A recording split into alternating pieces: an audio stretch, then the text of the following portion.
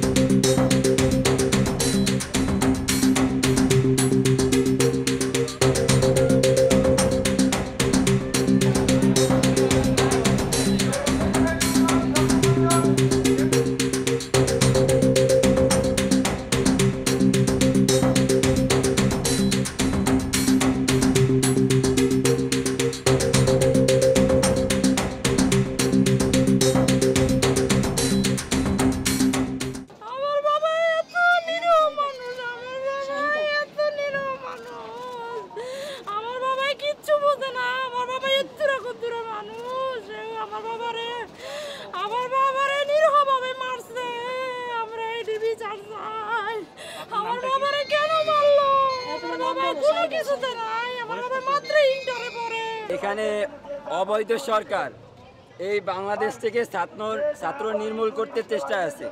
তারা যেভাবে পারতেছে, যেখানে ছাত্র দেখতেছে তারা পাখির মতো গুলি করতেছে ভাই। এটাই হচ্ছে, এখানে প্রতি 5 সেকেন্ডে 5 জন 6 জন কইরা রোগী আসতেছে, সবাই ছাত্র। কিন্তু সবচেয়ে আফসোস এটা যে বাংলাদেশের কোনো মিডিয়া সংবাদ মাধ্যম এটা প্রচার করতেছে না।